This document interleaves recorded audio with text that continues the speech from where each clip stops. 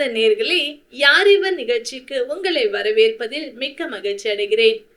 இந்த உலக வாழ்க்கை நிரந்தரமல்ல என்பதை நாம் எல்லோரும் அறிவோம். ஆனால் நம்முடைய நடவடிக்கைகள் நாம் நிரந்தரமாக இங்கு இருக்க போவது போலவே இருக்கின்றது. மனிதன் இந்த உலக வாழ்வுக்கு பின் எங்கே போகிறான்? அதை பற்றி யோசிக்க மனிதன் விரும்புவதில்லை. பரிசுத்த வேதாகமம் பரலோக ராஜ்யத்தை குறித்தும் அங்கு செல்வதற்கான அழைப்பையும் கொடுக்கின்றது. பரலோக ராஜ்யத்தை குறித்தும் அதற்கு செல்ல நாம் என்ன செய்ய வேண்டும் என்பதையும் பரிசுத்த வேதாகமத்திலிருந்து நமக்கு விளக்க வருகிறார் பாஸ்டர் பால்ராஜ் அவர்கள். நண்பர்களே, ஆண்டவர் இயேசு கிறிஸ்துவின் நாமத்தில் உங்கள் அனைவரையும் நாங்கள் அன்புடனே வாழ்த்துகிறோம். இந்த நிகழ்ச்சிக்கு உங்களை நாங்கள் வரவேற்கிறோம். இங்கே சொல்லப்படுகிற கடவுளின் வார்த்தைகள் உங்களுடைய வாழ்க்கைக்கு பிரயோஜனமாய் இருக்கும் என்று நாங்கள் நம்புகிறோம். அதை குறித்த எந்த விதமான உங்களுடைய சந்தேகங்களுக்கும் நீங்கள் எங்களை அணுகலாம். உங்களுடைய கேள்விகளுக்கு நாங்கள் பதிலளிக்க ஆயத்தமாக இருக்கிறோம். உலகத்திலே மனிதர்கள் வாழும்போது ஒன்றை நாம் மனதிலே வைத்து கொள்ள வேண்டும். இந்த உலகம் நமக்கு நிலையான நிரந்தரமான இடம் அல்ல. பல நேரத்திலே மனித வாழ்க்கையிலே உலகமெங்கிலும் நடக்கிற பல போராட்டங்களுக்கும் மனித குலத்தின் அழிவுகளுக்கும் காரணம் என்னவென்றால், இந்த சிந்தையை மனிதர்கள் இழந்து விட்டார்கள். நாம் இந்த உலகத்திலே எப்பொழுது வேண்டுமானாலும் இந்த உலகத்தை விட்டு நாம் வெளியே போக வேண்டும். எதையும் நாம் எடுத்து செல்ல முடியாது. நாம் இந்த உலகத்திலே நிரந்தரமாக வாழ்பவர்கள் அல்ல. இந்த உணர்வு மனிதனுக்கு இருக்குமானால் அவன் தன்னுடைய வாழ்க்கையை குறித்து சற்று கவனம் உள்ளவனாக இருப்பான். நிரந்தரமில்லாத ஒரு உலகம், நிரந்தரமில்லாத ஒரு வாழ்க்கை. ஆனாலும் நாம் இதிலே நிரந்தரமாகவே எல்லாவற்றையும் இருக்கும் என்ற நம்பிக்கையோடு நம்முடைய வாழ்க்கையை நாம் தொடர்கிறோம். அதுதான் பல நேரங்களிலே நமக்கு ஆபத்தை விளைவிக்கிறது. எனவேதான் கடவுளுடைய வார்த்தையாகிய இந்த பரிசுத்த வேதாகமம் ஒரு வார்த்தையை பயன்படுத்துகிறது. பரலோக ராஜ்யம் என்கிற ஒரு வார்த்தை. மத்தேயு என்கிற அந்த சுவிசேஷத்திலே 3ஆம் அதிகாரத்தை நீங்கள் பார்ப்பீர்களானால் அங்கே இந்த வார்த்தை புதிய ஏற்பாட்டிலே முதல் முறையாக பயன்படுத்தப்படுவதை நீங்கள் கவனிக்கலாம். மனம் திரும்புங்கள், பரலோக ராஜ்யம் சமீபத்திருக்கிறது. பரலோக ராஜ்யம் உலகத்திலே வாழுகிற மனிதர்களை பார்த்து கடவுளுடைய வார்த்தை சொல்லுகிறது. பரலோக ராஜ்யம் இந்த உலகத்தில் வாழ்கிறவர்களை பார்த்து வேறொரு உலகத்தை குறித்த வார்த்தையை சொல்லி அந்த ராஜ்யம் நமக்கு அருகாமையில் இருக்கிறது, வாருங்கள் என்கிற ஒரு அழைப்பையும் அந்த வேத பகுதி கொடுக்கிறது. இது புதிய ஏற்பாடு. நீங்க வேதாகமத்துல, கிறிஸ்தவ வேதாகமத்துல புதிய ஏற்பாடு என்கிற பகுதியில நீங்க படிச்சீங்கன்னா அடிக்கடி இந்த வார்த்தைகளை கடவுளுடைய மனிதர்கள் பயன்படுத்தினார்கள். தேவனுடைய குமாரனாகிய இயேசு இந்த வார்த்தையை பயன்படுத்தினார். அப்படின்னா ஏன் அதற்கு ஒரு முக்கியத்துவம் கொடுக்கப்படுகிறது என்றால், மனிதர்களுடைய அடைவிடம், மனிதர்கள் இங்கே தொடங்கி இருக்கிறார்கள், அவர்களுடைய இறுதி அடைவிடம் என்ற ஒன்று இருக்க வேண்டும் அல்லவா? நாம் நினைக்கிறோம் இந்த உலகத்திலேயே நாம் எல்லாவற்றையும் முடித்து விடுவோம் என்று நாம் நினைக்கிறோம். அப்படி அல்ல. நமக்கு ஒரு நித்திய அடைவிடம் உண்டு. உலகத்திலே தொடங்கி இருக்கிறோம். ஒரு நித்தியமன்ற நிலையான ஒரு அடைவிடத்தை நோக்கி நாம் பிரயாணித்து கொண்டிருக்கிறோம். இந்த நிலையான நித்தியமாக நாம் இருக்க போகிற அடைவிடம் 2 இடங்களாக இருக்கலாம். ஒன்று, அது கடவுளுடைய ராஜ்யமாகிய, நான் ஏற்கனவே பயன்படுத்தினேனே வார்த்தை பரலோக ராஜ்யம், அதுவாக இருக்கலாம். அல்லது நித்தியமான அக்கினி சூளையாக எரிந்து கொண்டிருக்கிற நரகமாக இருக்கலாம். நரகம் என்பது ஏதோ ஒரு வார்த்தை அலங்காரம். நிறைய கஷ்டப்படுறவங்க நான் நரகத்துல இருக்கிற மாதிரி இருக்கிறேன்னு சொல்றாங்க, அதனால அது ஒரு வார்த்தை அலங்காரம் நினைக்க கூடாது. நிஜமான ஒரு இடம்தான். கட்டாயம் மனிதன் இந்த உலகத்துல சரியான தீர்மானத்தை அவன் எடுக்காவிட்டால் அவனுடைய அடைவிடம் அங்கே தான் இருக்கும். ஆனால் மனிதர்கள் யாருக்காகவும் கடவுள் நரகத்தை உண்டாக்கவில்லை. கடவுள் பரலோக ராஜ்யமாகிய தம்மண்டையிலே வருவதற்குத்தான் கடவுள் மனிதர்களை படைத்தார். அவர்களை தம்முடன் இருப்பதற்குத்தான் கடவுள் விரும்புகிறார். ஆனால் மனிதர்கள்தான் அதை தெரிந்து கொள்ளவில்லை. கடவுளுடன் இருப்பதற்கோ கடவுளுடன் வாழ்வதற்கோ அவர்கள் தெரிந்து கொள்ளாமல் பாவம் செய்து கடவுளை விட்டு விலகி போனார்கள். வேதம் அதுதான் சொல்லுகிறது. கடவுள் தம்மோடு வைத்து கொள்ள விரும்பின மனிதன் கடவுளுக்கு விரோதமாக பாவம் செய்து மீறுதல் செய்து கடவுளை விட்டு அவன் தூரமாய் போனான். ஆனால் தூரமாய் போன மனிதனை மறுபடியும் தம்மண்டையில சேர்த்து கொண்டு அவனுக்கு இந்த நிலையான வாழ்க்கையையும் ஆசீர்வாதத்தை கொடுப்பதற்காகத்தான் ஆண்டவராகிய இயேசு கிறிஸ்து கடவுளாய் இருந்தவர் இந்த உலகத்திலே மனிதனாக வந்தார்.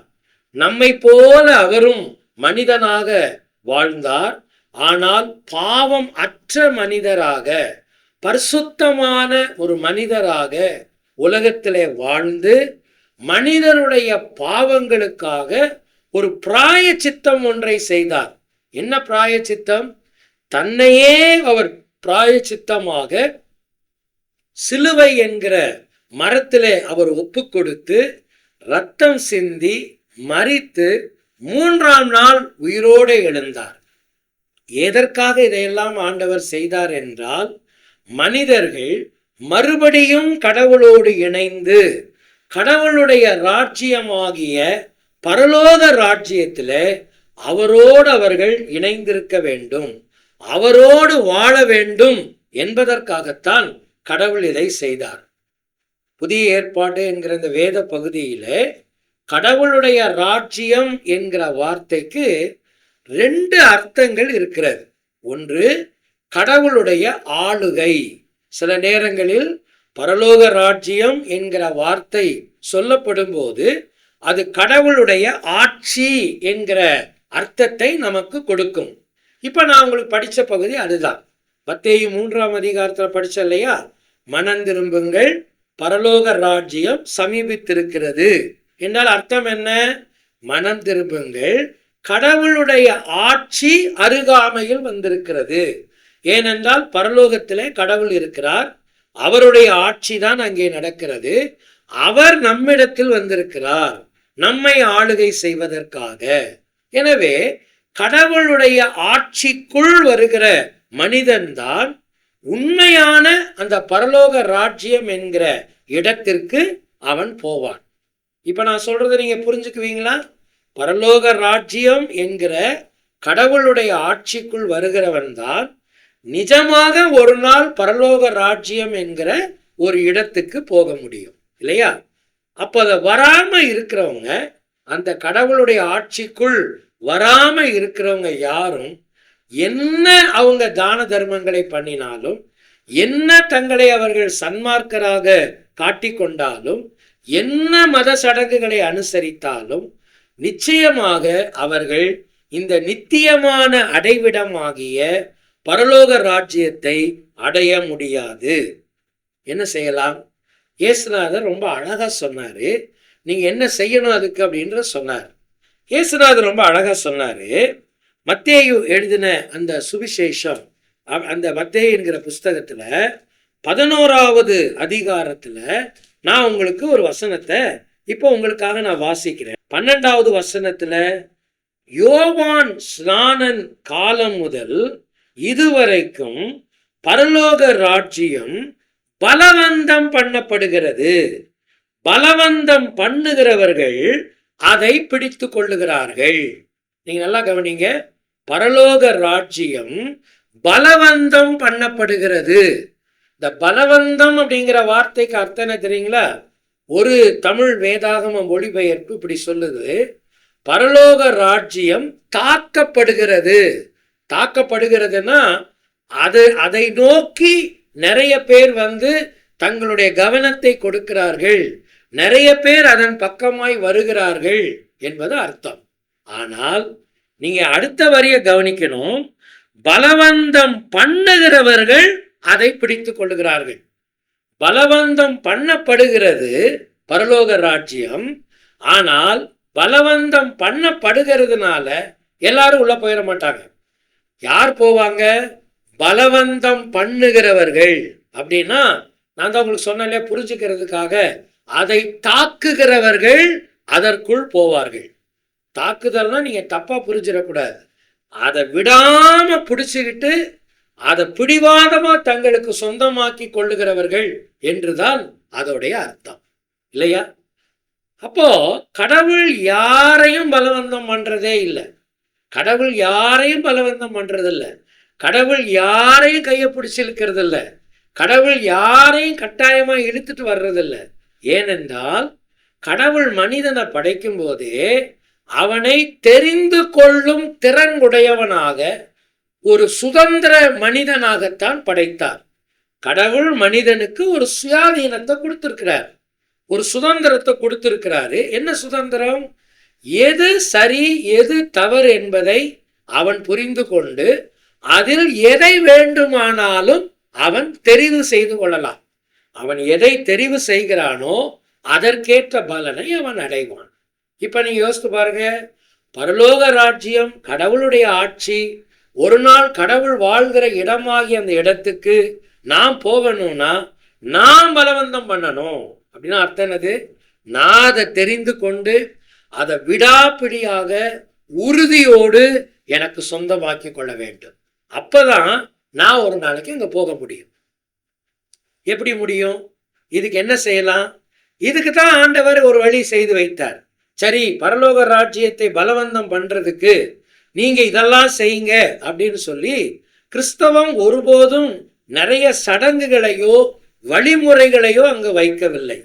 கிறிஸ்தவம் ஒரே ஒரு காரியம்தான் சொல்லுது, அந்த ராஜ்யத்தை நீ அடைய வேண்டும் என்றால், அந்த கடவுளுடைய ஆட்சியில நீ பங்கு பெறணும்னா, இந்த உலகத்துல உனக்காக இந்த பரலோக ராஜ்யத்தை விட்டு கீழே மனிதனாய் பிறந்து வாழ்ந்து உனக்காக சிலுவையில ரத்தம் சிந்தி மரித்து உயிர்த்தெழுந்த இயேசு என்கிற இரட்சகரை உன் வாழ்க்கையின் இரட்சகராக நீ ஏற்றுக்கொள்ள வேண்டும்.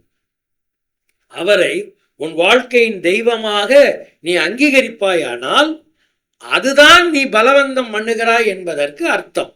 அதுதான் நீ சரியான விதத்திலே தாக்குதலை நடத்தி அந்த ராஜ்யத்தை சுதந்திரித்து கொண்டாய் என்பதற்கு அதுதான் அர்த்தம். இங்கு வேறொன்றும் விதிமுறைகள் இல்லை. எனவே பரலோக ராஜ்யம் யாருக்கு சொந்தமாகும்? பலவந்தம் பண்ணுகிறவர்களுக்கு சொந்தமாகும். அதை விடாப்பிடியோடு உறுதியோடு பின்தொடர்ந்து தங்களுக்கு சொந்தமாக்கி கொள்ள விரும்புகிறவர்களுக்கு அது சொந்தமாகும். இரண்டாவதாக, பரலோக ராஜ்யத்திற்கு, கடவுளுடைய ஆட்சிக்கும் கடவுள் வாழ்கிற இடத்துக்கும் யார் சொந்தமாவார்கள்? உணர்வுள்ளவர்கள் அதற்கு சொந்தமாவார்கள். கடவுளுடைய காரியங்களை கவனமாய் கவனித்து கடவுள் எனக்காக என்ன செய்தார், என்ன செய்து கொண்டிருக்கிறார் என்பதை கூர்மையாக கண்ணோக்கி பார்த்து அதன் மூலமாக யார் உணர்வடைகிறார்களோ அந்த உணர்வுடையவர்கள் கடவுளுடைய ராஜ்யத்தில் பிரவேசிப்பார்கள். 11ஆம் அதிகாரம் 20வது வசனத்துல நீங்க இப்படி வாசிக்கலாம், அப்பொழுது தமது பலத்த செய்கைகளில் அதிகமானவைகளை செய்ய கண்ட பட்டணங்கள் மனம் திரும்பாமல் போனபடியினால் அவைகளை அவர் கடிந்து கொள்ள தொடங்கினார்.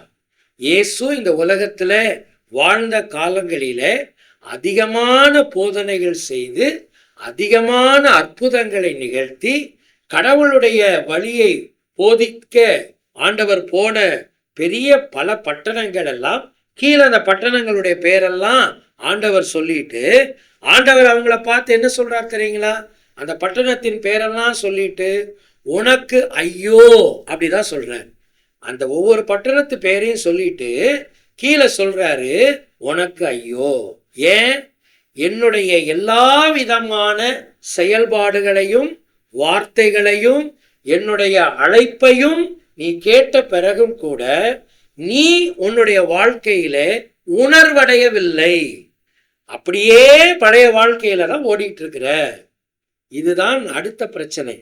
எத்தனை முறை ஒருவேளை நீங்கள் இந்த இயேசுவை பற்றி கேட்டிருக்கலாம், இந்த நிகழ்ச்சியை நீங்கள் பார்த்திருக்கலாம். சிலரெல்லாம் நிறைய பேர் நீங்க சொல்றீங்க ரொம்ப நல்லா இருக்கு இந்த நிகழ்ச்சி சொல்றீங்க, சந்தோஷம். ஆனால் எங்களுக்கு எப்ப சந்தோஷம் தெரியுமா?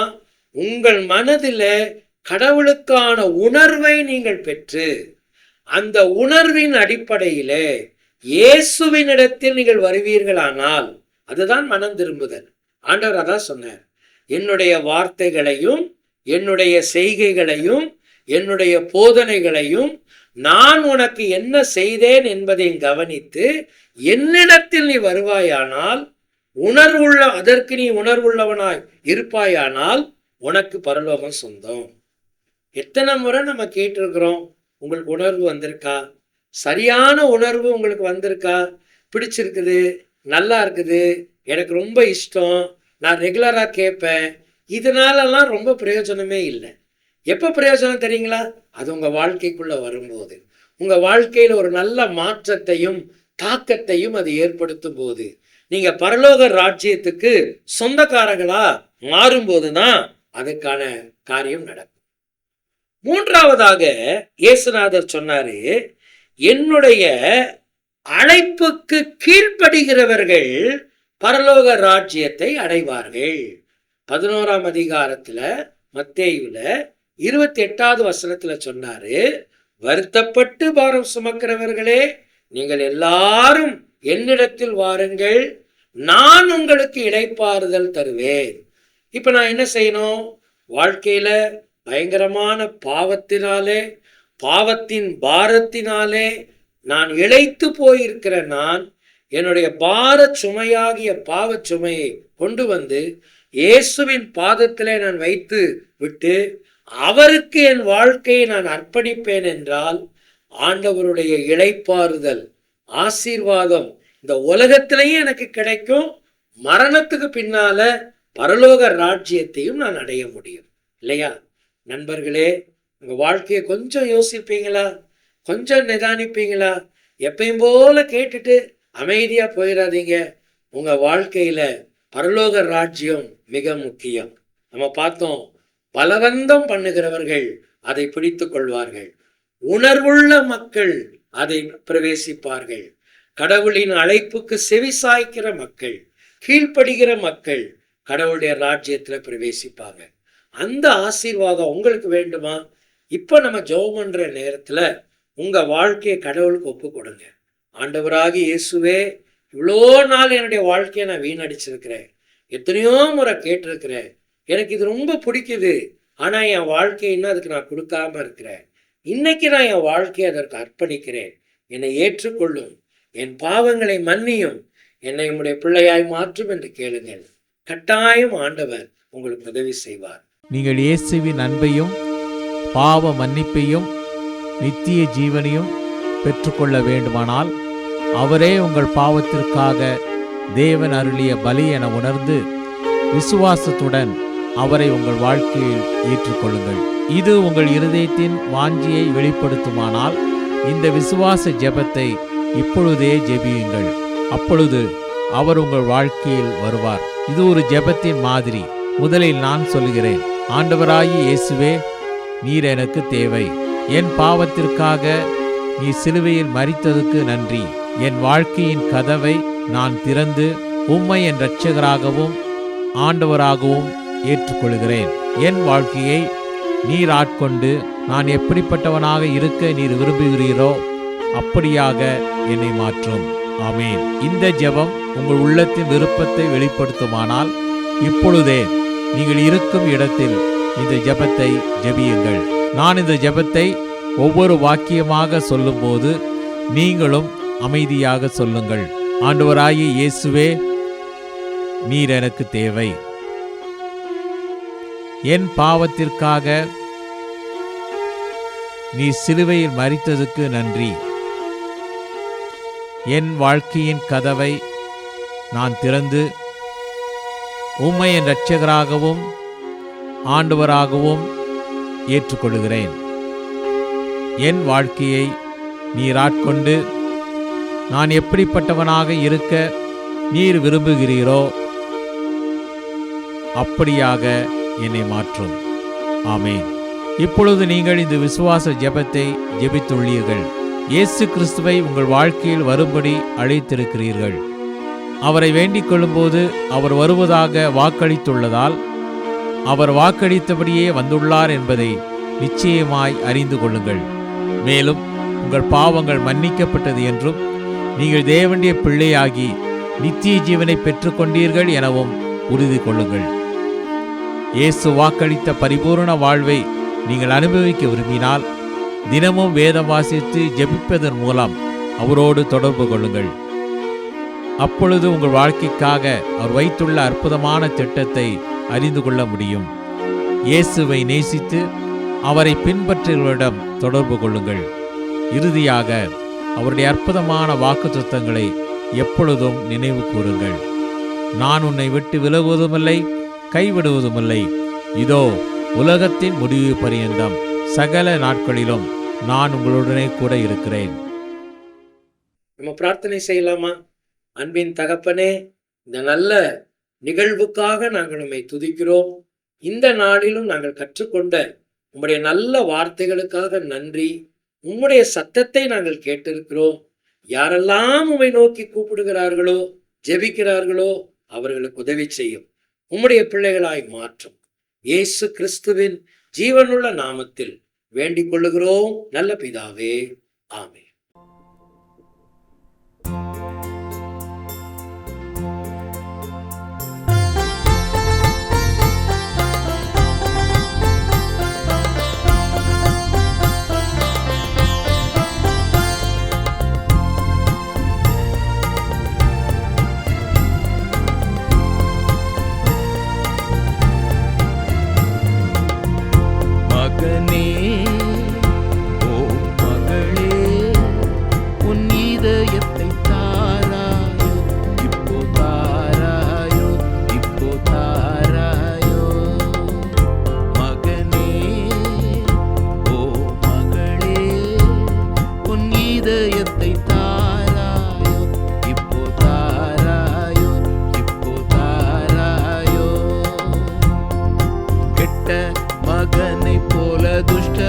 வழிகளிலே மட்டும் மிஞ்சி நீ அலைந்தா,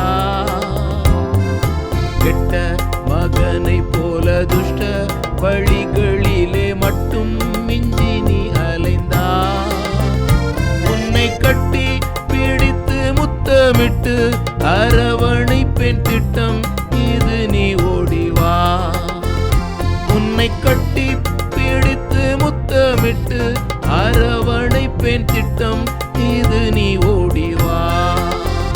மகனே, ஓ மகளே, உன் இதயத்தை தாராயோ, இப்போ தாராயோ, இப்போ தாராயோ.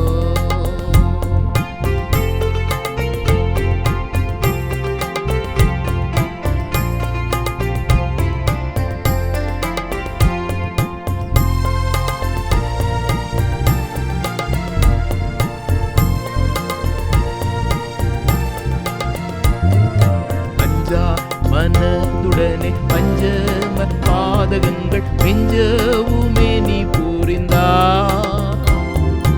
அஞ்சா மனதுடனே பஞ்சம பாதகங்கள் மிஞ்சவுமே நீ புரிந்தா.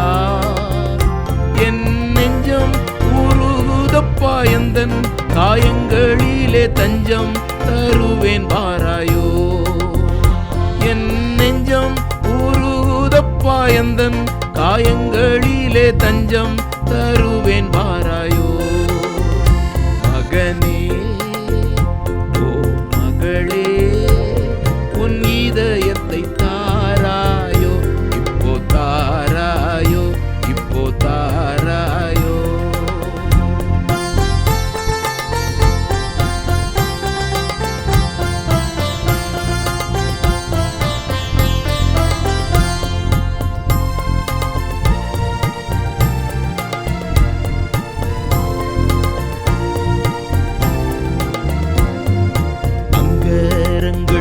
துளைக்க செங்கூருதி சுரக்க தொங்கி குருசில் மரித்தே. அங்கரங்கள் துளைக்க செங்கூருதி சுரக்க தொங்கி குருசில் மரித்தே. உன் பங்கம் அனைத்தும் போக்கி தங்க அரண்மனையில் சிங்காசனத்தில் அமர்த்த. உன் பங்கம் அனைத்தும் போக்கி தங்க அரண்மனையில் சிங்காசனத்தில் அமர்த்த. மகனே ஓ மகளே உன் இதயத்தை தாராயோ, இப்போ தாராயோ, இப்போ தாராயோ.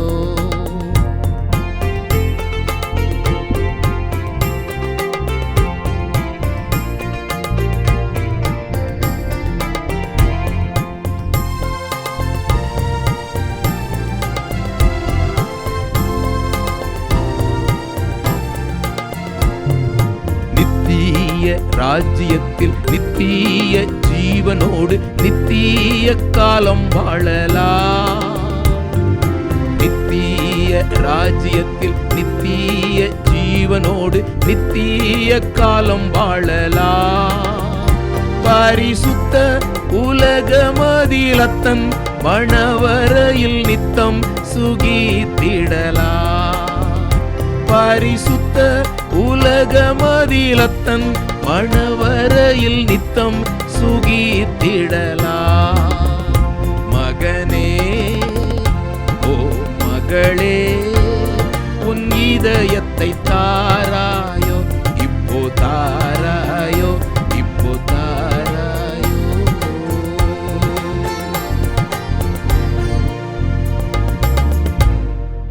பரலோக ராஜ்யம் மனிதன் தேவனோடு வாழும்படியாக உண்டாக்கப்பட்டது என்றும் அங்கு போவதற்கு இயேசு கிறிஸ்துவே வழி என்றும் கேட்டோம். பரலோகத்திற்கு செல்வதற்கு தடையாக இருக்கும் பாவத்திலிருந்தும் அதன் தண்டனையிலிருந்தும் நம்மை விடுவிக்க தெய்வமாயிருந்த இயேசு கிறிஸ்து இந்த உலகில் மனிதனாக வந்து நம்முடைய பாவத்தை தன் மீது ஏற்றுக்கொண்டு நமக்கு பதிலாக சிலுவையில் ரத்தம் சிந்தி மரித்தார். மரித்த இயேசு கிறிஸ்து அடக்கம் பண்ணப்பட்டு 3ஆம் நாள் உயிருடன் எழுந்தார். உங்களுடைய தவறுகளை இயேசு கிறிஸ்துவிடம் சொல்லி அவர் உங்களுக்காக மரித்தார் என்று நம்பி அவரை உங்கள் வாழ்க்கையில் ஏற்றுக்கொண்டு உங்கள் வாழ்க்கையை அவருடைய கரத்தில் ஒப்புக் கொடுக்கும் போது உங்கள் பாவத்தை மன்னித்து பாவத்திலிருந்தும் அதன் தண்டனையிலிருந்தும் உங்களை விடுவித்து பரலோக ராஜ்யத்திற்கு சொந்தமானவர்களாக உங்களை மாற்றுவார். இந்த இயேசு கிறிஸ்துவை ஏற்றுக்கொண்டு பரலோக ராஜ்யத்திற்கு சொந்தமானவர்களாக மாற விரும்புகிறீர்களா?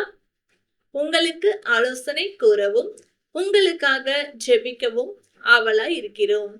இந்த நிகழ்ச்சியை குறித்த உங்கள் கருத்துக்களையும் கேள்விகளையும் எங்களுக்கு தெரியப்படுத்துங்கள். எங்கள் முகவரி: ஒளியும் வாழ்வும் இயக்கம், C26, ஜெய்நகர், திருவெரும்பூர், திருச்சிராப்பள்ளி 620013. அலைபேசி எண் 7598137441 மற்றும் 9487007441. Email ID tv@lala.org.in. இவ்வளவு நேரம் இந்நிகழ்ச்சியை கண்டு கழித்தமைக்கு நன்றி. பரலோக ராஜ்யத்திற்கு சொந்தமானவர்களாக மாறுவதால் கிடைக்கும் உண்மையான சந்தோஷம் உங்கள் உள்ளங்களையும் இல்லங்களையும் நிரப்புவதாக. ஒளியும் வாழும் இயக்கம் சார்பாக உங்களுக்கு எங்கள் வாழ்த்துக்கள். வணக்கம்.